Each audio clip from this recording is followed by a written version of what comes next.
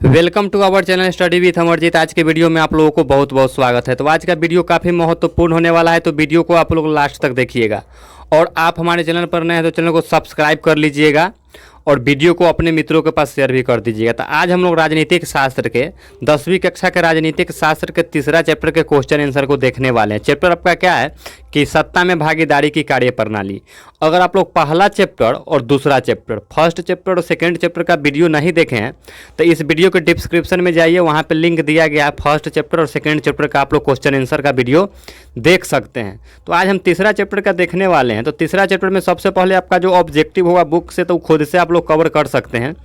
और अति लघु उत्तरी का प्रश्न, सबसे पहला प्रश्न है कि सत्ता में भागीदारी की एक अच्छी परिभाषा देना है। सत्ता में भागीदारी, सत्ता मतलब क्या होता है कि कुर्सी, राजनीतिक पार्टी, राजनीति में भागीदारी लेना, मतलब उसमें भाग लेना। राजनीति में क्या लेना?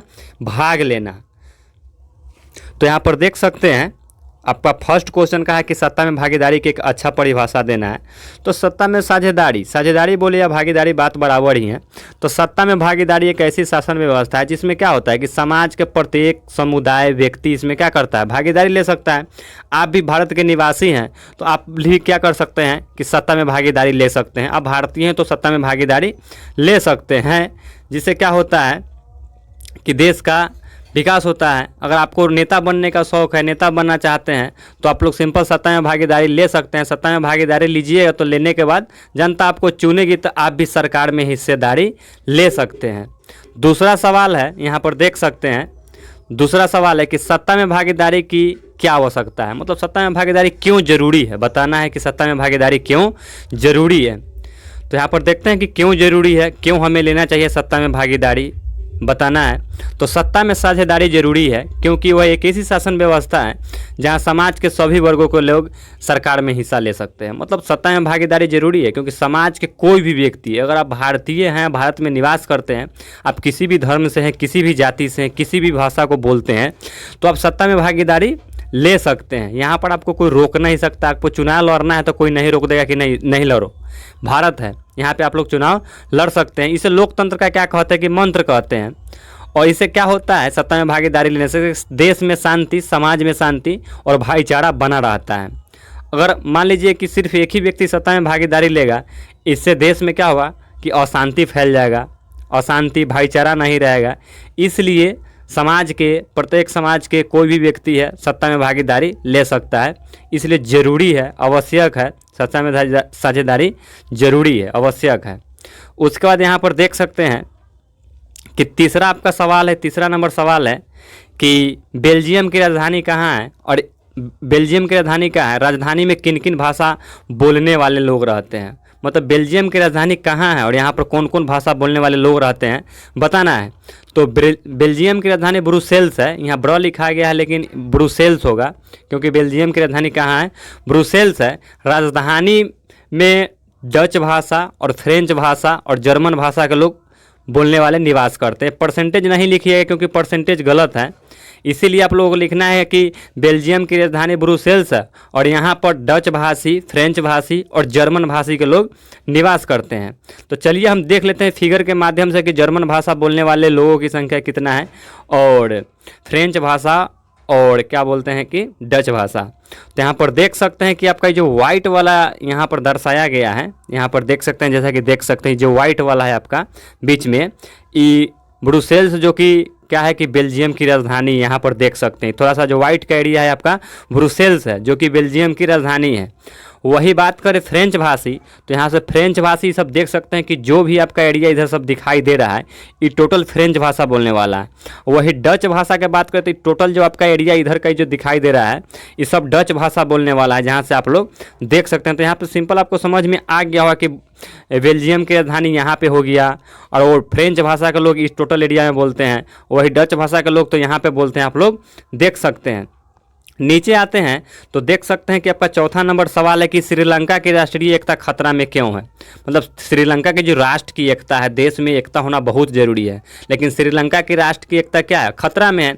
तो सबसे पहले खतरा का कारण क्या है कि वहाँ पर राष्ट्र में एकता नहीं है।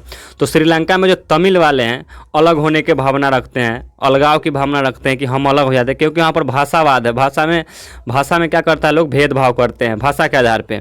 और सिंहली भाषा और तमिल भाषा के बीच दोनों में क्या रहता है कि हमेशा तनाव बनल रहता है। सिंहली भाषा में और तमिल भाषा में हमेशा वहाँ तनाव बनल रहता है। इससे भी देश की एकता क्या है, राष्ट्र की एकता खतरे में है श्रीलंका की। यहाँ पर जो आपका व्हाइट वाला एरिया है, देख सकते हैं जितना व्हाइट वाला आपका एरिया दिखाई दे रहा है, जितना भी, ये टोटल आपका सिंहली भाषा बोलने वाला है। और वही श्रीलंका के जो तमिल बोलने वाला है, तो यहाँ पर आप तमिल वाला को देख सकते हैं। और इधर थोड़ा भारतवंशी है तमिल, तो यहाँ पर देख सकते हैं कि टोटल तमिले हैं। तो वहाँ पर क्या कहता है कि सिंहली भाषा के लोग तमिल वाला को कुछ नहीं समझता है, तमिल वाला सिंहली वाला को कुछ नहीं समझता है। इससे क्या होगा कि दोनों के अंदर आपस में लड़ाई झगड़ा होगा, भाषावाद पे क्या होगा, दोनों के अंदर लड़ाई होगा। इससे देश में जब अपने ही देश के लोग भाषा के लिए लड़ने लगे, तमिल वाला बोले हम बड़ा हैं, सिंहली वाला बोले कि हम बड़ा हैं, तो इस तरह से जब अपने ही देश के लोग इस तरह से लड़ेंगे तो देश का विकास होगा नहीं होगा, क्योंकि राष्ट्र की एकता खतरे में चले जाएगा। जो आपको बुनका दिखाई दे रहा है, ये आपका मुसलमान है, यहाँ पे देख सकते हैं दर्शाया गया। आप अपना बुक भी निकाल करके देख सकते हैं। और नीचे स्क्रॉल डाउन करके यहाँ आइएगा तो देख सकते हैं PDF आप लोगों को मिल जाएगा, लेकिन वीडियो को अंत तक देखिएगा। और आप हमारे चैनल पर रहें तो सब्सक्राइब भी कर लीजिएगा। उसके बाद लघु उत्तरीय प्रश्न में आते हैं। तो लघु उत्तरीय प्रश्न में कह रहा है कि बेल्जियम में सत्ता में भागीदारी के लिए अपनाए गए तरीकों का वर्णन कर रहा है। मतलब बेल्जियम में सत्ता में भागीदारी के लिए, जैसे कि भारत में सत्ता में भागीदारी के यहाँ पर आप लोग देखें तो बेल्जियम में सत्ता में भागीदारी के कौन कौन सा तरीका अपनाया गया है उसके बारे में बताया था। बेल्जियम में क्या है कि फ्रांस जो भाषा बोलता है ना, फ्रेंच भाषा, उस पर प्रतिबंध लगा दिया गया है। और डच भाषा को क्या किया जाता है पता है, डच भाषा को ही अच्छा समझा जाता है और उसको राजनीति में भी भागीदारी दिया जाता है। अब बताइए बेल्जियम में क्या बोलते हैं कि फ्रेंच भाषा को मतलब प्रतिबंध कि नहीं बोलना है, और फ्रेंच भाषा के लोगों पर शक किया जाता है और अविश्वास के दृष्टि से देखा जाता है। वही डच भाषा को अच्छा दृष्टि से देखा जाता है, कोई प्रतिबंध भी नहीं है, और राजनीति में भी सत्ता में भागीदारी भी प्रतिनिधित्व ज़्यादा है। अब देखिए जैसे बेल्जियम में एक भाषा के लोगों को नीच समझा जा रहा है, दूसरे भाषा के लोगों को ऊंच समझा जा रहा है, उससे भी क्या होगा, गृह युद्ध हो जाएगा। जैसे कि एक घर में दो भाई, एक को अच्छा समझा जा रहा है, एक को ज़्यादा परफॉर्मेंस मिल रहा है, दूसरा को कम मिल रहा है, तो सिंपल बात है कि घर में लड़ाई होगा। सेम उसी प्रकार से देश में जब देश में एक ही देश के रहने वाले लोग भाषा के आधार पर लड़ेंगे झगड़ेंगे तो क्या होगा कि देश में गृह युद्ध हो जाएगा, जो कि गलत है। उसके बाद देख सकते हैं इस तरह से नहीं होना चाहिए। जो भी भाषा बोलने वाले लोग हैं वो उस देश के निवासी हैं, तो दोनों को मिल व्यवहार के ही रहना चाहिए। उसके बाद यहाँ पर देख सकते हैं कि आपका दूसरा है लघु उत्तरी का कि भारत में सत्ता की भागीदारी के लिए कौन सा तरीका अपनाया गया है। तो वो तो बेल्जियम के था, अब आपको भारत के बताना है। तो भारत के सबसे अच्छा है।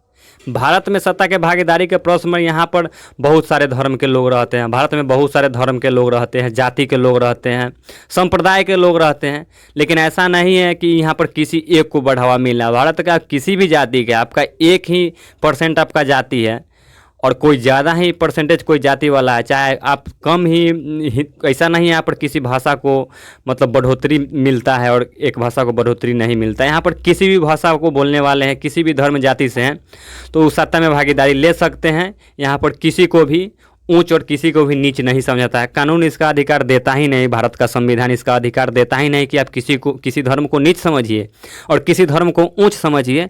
भारत का संविधान इस चीज़ का कभी भी आज़ादी नहीं देता है। उसके बाद यहाँ पर देख सकते हैं कि तीसरा नंबर सवाल है लघु का, क्या श्रीलंका में सत्ता में भागीदारी के लिए अपनाए गए तरीके सही हैं? श्रीलंका में जो तरीका अपनाया गया है सही है या गलत है, आपको बताना है। तो श्रीलंका क्या हो कि 1948 में आज़ाद हुआ, स्वतंत्र देश बना। यहाँ पर सिंहली भाषा और तमिल भाषा, आपको तो शुरू में ही बताएं कि सिंहली भाषा और तमिल भाषा के बीच क्या होता है कि हमेशा तनाव रहता है, जिससे राष्ट्र की एकता भी खतरे में है। और यहाँ पर जो अपनाया गया है सिंहली भाषा ही सब कुछ है, तमिल वाला कुछ नहीं है। यहाँ का तरीका बिल्कुल गलत है, ऐसा तरीका नहीं अपना चाहिए। दोनों भाषा के लोगों को समान अधिकार मिलना चाहिए, समान अधिकार सरकार को देना चाहिए। यहाँ पर फिगर के माध्यम से भी आप लोग बताए हैं, इससे पहले तो आपको बताए ही हैं कि वहाँ पर तमिल वाला की और सिहली वाला के बीच क्या होता है कि हमेशा तनावपूर्ण बना रहता है, क्योंकि वहाँ गलत है, सिहली भाषा को ज़्यादा परफॉर्मेंस और तमिल वाला को नहीं मिल रहा है, तो ऑटोमेटिक बात है कि दोनों के अंदर लड़ाई झगड़ा होगा। तो इसी प्रकार से अगर ये आपको PDF लेना है तो इस कॉन्टैक्ट नंबर पर व्हाट्सअप मैसेज कीजिएगा तो आपको PDF मिल जाएगा। और चैनल को सब्सक्राइब कर लीजिए और ज़्यादा से ज़्यादा अपने फ्रेंड्स के पास शेयर कीजिए, क्योंकि नया मेरा चैनल है, सपोर्ट आप लोग कीजिएगा तो वीडियो बनाने का भी मन करता है जब आप लोग सपोर्ट करते हैं और कमेंट करते हैं। तो सपोर्ट और कमेंट कीजिए आप लोग, ताकि नेक्स्ट चैप्टर का वीडियो बना सकें हम। और अपना प्यार दीजिए, अगर समझ में आए तो ज़रूर कमेंट कीजिए। तो मिलते हैं एक नई वीडियो में, तब तक के लिए जय हिंद।